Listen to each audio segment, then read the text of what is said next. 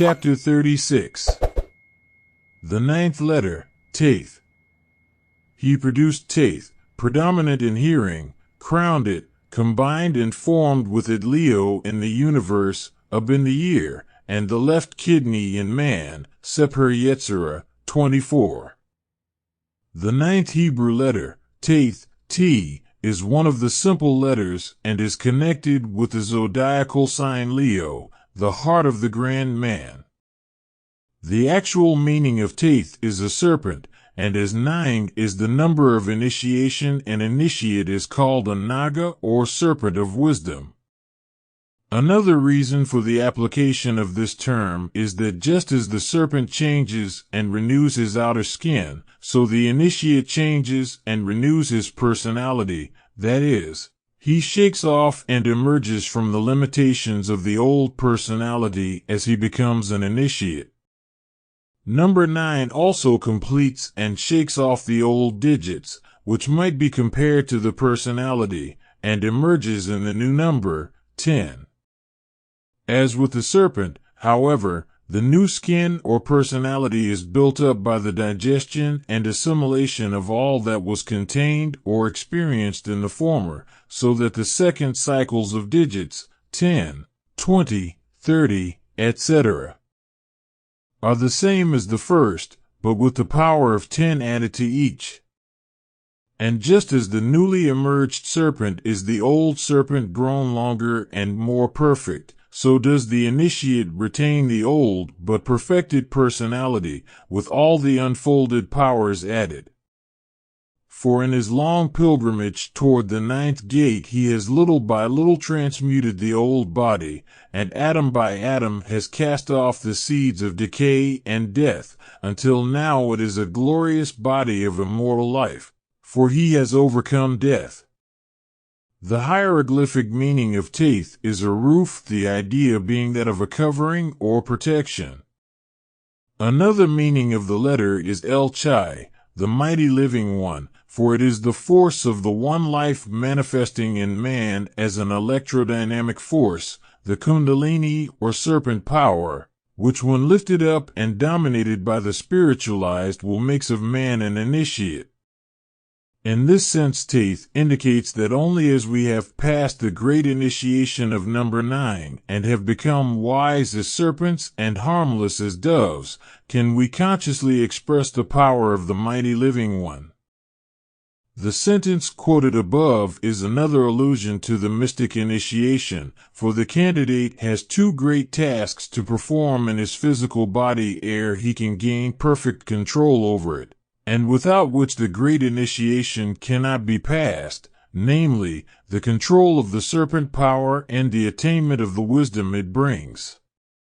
For only as this power, under control of the spiritualized will, is lifted up and guided until it reaches the sacred center between the eyes, can realization be attained and the candidate become as wise as a serpent.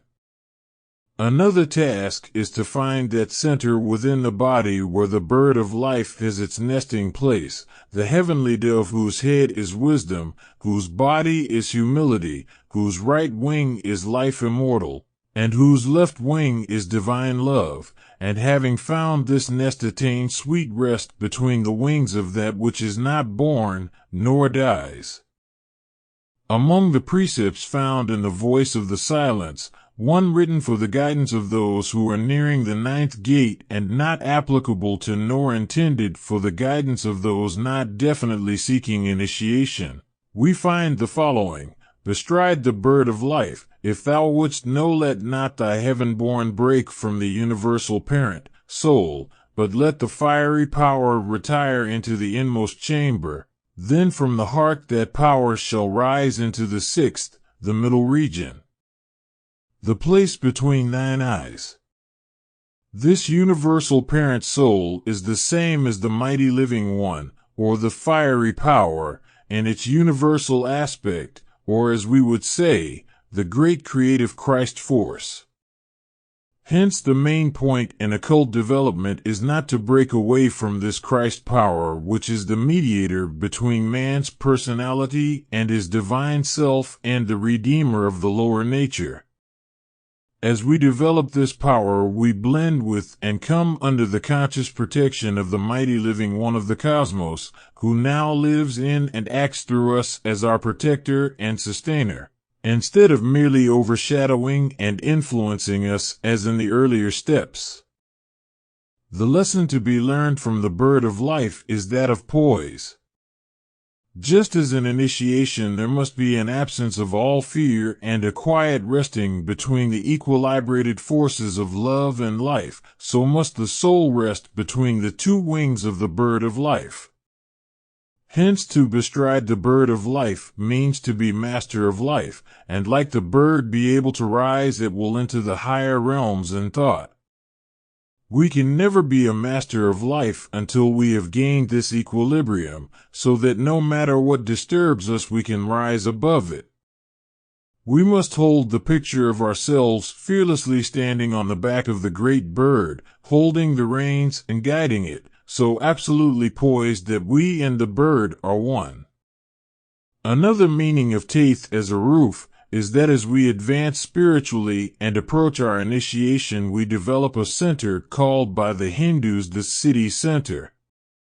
As this center develops, it forms a real protecting roof of glory over the head of the aspirant, from which there pours down a golden rain of force like a fine golden mist, which forms the veil of protection. It is the banner of love held over the saints by the bridegroom spoken of in the Song of Solomon. He brought me to the banqueting house, number 9, and his banner over me was love. In all pictures of the saints we see this banner depicted as a circle of gold or a halo of light placed horizontally just above the head. This should not be confused with the nimbus, which is placed in the vertical plane and represents the scintillating colors of the aura. This banner and veil of protection can be consciously developed through certain advanced exercises which are given to the candidate only by his guru or teacher. The letter Teth is also connected with cosmic electricity. The ancients represented it by a serpent, for Fohat hisses as he glides hither and thither, in zigzags. The Kabbalah figures it with the Hebrew letter Teth, whose symbol is the serpent which played such a prominent part in the mysteries. Its universal number is 9, for it is the 9th letter of the alphabet and the 9th door. It is the magical agent par excellence, and designated in Hermetic philosophy life infused into primordial matter, the essence that composes all things, and the spirit that determines their form. In short, cosmic electricity is the initiator of matter. As Teth is connected with the sign Leo, the heart, it is only by overcoming the forces of the heart and making Leo the lion tame and obedient to the will that the little Christ child, who is now growing stronger and stronger day by day, may lead him and make him lie down with the lamb. Only thus can we pass the initiation of number 9. Yet the lion which has become tame and obedient must have lost nothing of his strength or virility. This is symbolized in the myth of Samson, who when he slew the lion found in the carcass much honey. So when the candidate has slain the passion aspect of the heart forces which rave like a lion, he finds the honey, which is both sweetness and food.